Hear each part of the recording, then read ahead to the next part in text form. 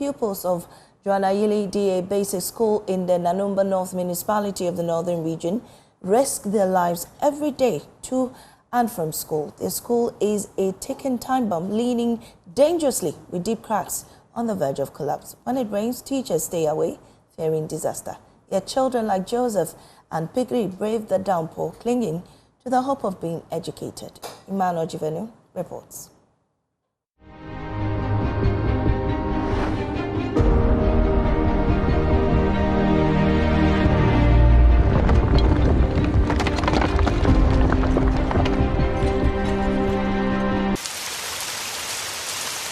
Juanayili, a farming community in the Nanumba North Municipality of the Northern Region, is soaked in rain. It is 8 in the morning and the streets are still quiet. For the children of Juanayili, these rains are more than just natural occurrence. It is a barrier to their education. This is Juanayili D Basic School, a 3-unit mud block that has long passed its prime. It leans precariously with deep cracks threatening to collapse at any moment. Yet, this fragile structure is where the foundation of the education begins or ends. There is nobody in sight, and it appears there will be no school today. However, in my quest to satisfy my curiosity, I entered one of the classrooms. There, I met these siblings. How are you? I'm fine. What's your name? My name is Bandelam. Which class are you? P4. Who's that? My name is Peter Pamba. Okay, how are you? Yeah, fine, thank you so much. Joseph and Pigri braved the rain, arriving drenched, hoping school day will still begin. Pigri, the youngest, is visibly shivering from the cold weather. Her brother could not look on, so he removed his wet shirt to cover his sister in an attempt to provide her with some warmth. But their determination meets despair. The rain keeps pouring, and the building offers little solace. It is a chilling irony. These children seek knowledge, yet their shelter could collapse at any moment. The absence of teachers and students leaves the classrooms to the animals. With no doors or windows, the school serves as a refuge for livestock instead of children. The state of the school reflects the neglect suffered by the community's youngest learners. I'm curious to know how classes are held here when it rains. Unfortunately, the head teacher is miles away, sheltering from the rain like everyone else. So I decided to reach him on phone. He paints a grimmer picture of what learning in this structure looks like. Okay, am I talking to the head teacher? Yes. Okay. You are in your school. Will you be coming to school today? It is still raining. Okay, so when will you be coming to school? Monday. Oh, meaning that there's not going to be school today? It may be because there are some teachers in that community. And I don't know whether it is raining at that place or not. I can't tell. So if it is raining at that place, I don't think they can also go because they will not come out. The children cannot come to the school and the teachers too cannot go. Children, we have 2 of them here. Oh, you have 2 of them? Yes, and they are waiting for the teachers to come and teach them. To come and teach them? Yes. Is it not raining at that place? Yeah, it is raining. So how do you do? If you go with your books, won't it spoil? Yeah, it will spoil. So what do we do? I can only call a teacher in the community so that if he has updated, he can come and listen to you. I want to know the challenges in your school. Okay, we have a lot of challenge. I'm talking about the building, the school building. It has a big cracks. Well, let's speak to Stella Jimalabi. She is the 2022 National Best Teacher and obviously has some experience in this field. Stella, we're grateful for your time on News Desk. What's your reaction to this report? It's amazing the challenges that we are currently facing in education. It's just amazing. That's one word to describe it. And this challenge does not just affect the learners, but affect the teachers as well.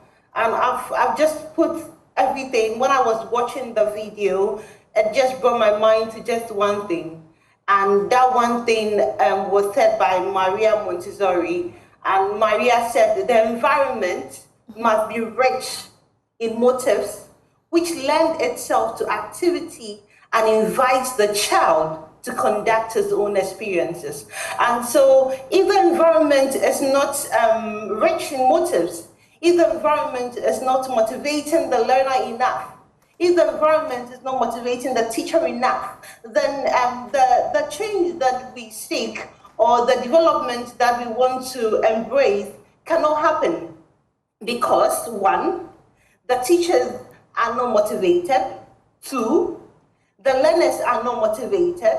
And three, there's going to be emotional stress. Mm-hmm. Mm-hmm. Because you cannot give what you don't have. We want to give quality education, but we don't have the infrastructure. We don't have the resources. The classrooms are not there. And where the classrooms are, there are challenges, and that's what we can see right now. Indeed. And so it's amazing, and it needs to be addressed. Well, what's even interesting for me is how these two young lads get into the classroom despite the rainfall and still with that, energy to go and learn. Unfortunately, their teachers are not in school. Teachers from that community, has that always been the situation from where you sit? And what do they tell you when you interact with them? You can actually see the building as it's been displayed on the screen. And this building, it poses a challenge of collapse. Putting the collapse aside, it's raining. And of course, see, we are all pushing for teachers to go and teach. But how can I go and teach when my stability, when emotionally I'm not stable? Mm. When psychologically I know that when I enter the building might collapse as it's raining. And so all these things need to be addressed because we cannot put the blame on the teachers. The reporter called the head teacher. It's raining. And the state that the building is in actually will not attract the teachers to come into this building. Where the building is refined, where the building is good and is ready, we are mandated to go and teach. But this is a building which is near collapse. And a building near collapse, we put ourselves at risk and we put the learners at risk as well. Well, you make a good point there, but in the interim, we hope that the Education Ministry or the Ghana Education Service will take steps into restoring some hope in that community. But until then, what kind of community help can be able to, in what ways can the community help in getting the children education? Okay, and so I'm happy that now we don't have only, how do you call it, Parent Association. The Parent Teacher Association is back, and the parents will support, because achieving quality education is not a one-way affair. The parents have got a role to play. The community have got a role to play. The government has got a role to play. The government cannot do it alone because we are always putting the blame on the government. But where the community have a say, where the community can also see what is happening, and they can also come into, if they have to put up a temporal structure so they don't attend classes in this building, because this building can collapse at any time. At all.